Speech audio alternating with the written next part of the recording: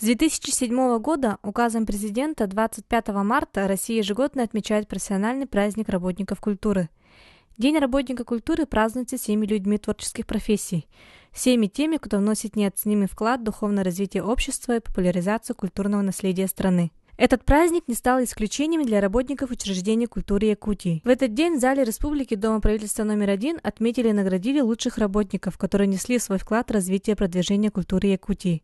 Так, звание народного артиста Якутии торжественно было присвоено артисту театра эстрады Республики Владимиру Татаринову. Я очень благодарен, прежде всего, своему театру эстраду, потому что они мне до сих пор, до 70 дали, как сказать, поддерживали мою работу творческую, гастрольную, постоянно поддерживали мою работу. Поэтому им очень благодарен. Благодарен своей Министерстве культуры, благодарен на правительство и, конечно, Егору Афанасьевичу Борисову, нашему главе республики. Что они мою работу оценили, и я очень рад. Вспоминать можно много, но прежде всего я очень, когда всегда от всей души работаю в деревнях, когда во время гастроли, когда встречаюсь с зрителями, и они до сих пор меня очень хорошо, тепло встречают, провожают, ценят и поддерживают мою творческую работу. Это самая главная награда. Самым большим событием Дня работника культуры стало чествование Андрея Борисова, который возглавлял Министерство культуры с 1990 по 2014 год.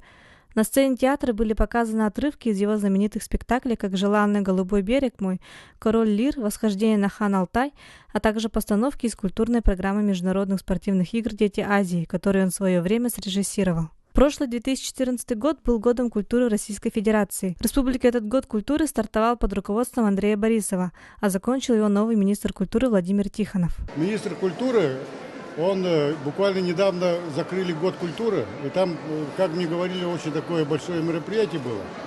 Год культуры-то прошел очень энергично, очень много, несколько тысяч мероприятий было, да? Да. В прошлом году. Очень много мероприятий. Поэтому сегодня, в День работника культуры, вы чувствуете, что здесь атмосфера очень такая приподнятая.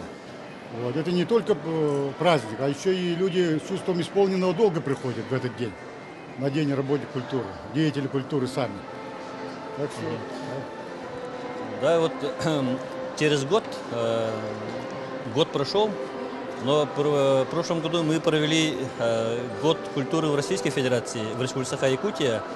Вот Андрей Савич начал, я завершил. Конечно, как сказал Андрей Савич, проведено очень много мероприятий разных уровней. И по итогам года культуры, в довершении года культуры, это самый большой успех. Это, я думаю, когда в завершающем совещании в Российской Федерации Владимир Путин специально отметил, что высокий уровень культуры, искусства нашей республики. Это очень такая оценка, я думаю. Это благодаря Андрею Савичу, работникам культуры, искусства, духовности и так далее.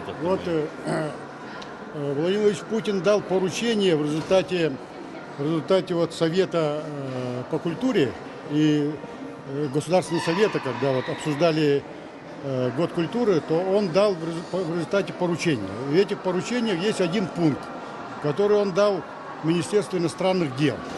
Оно звучит таким образом, что, мол, надо активизировать культурное сотрудничество евразийских стран, да, и надо создать специальную структуру, которая будет курировать, развивать вот это направление, евразийское направление.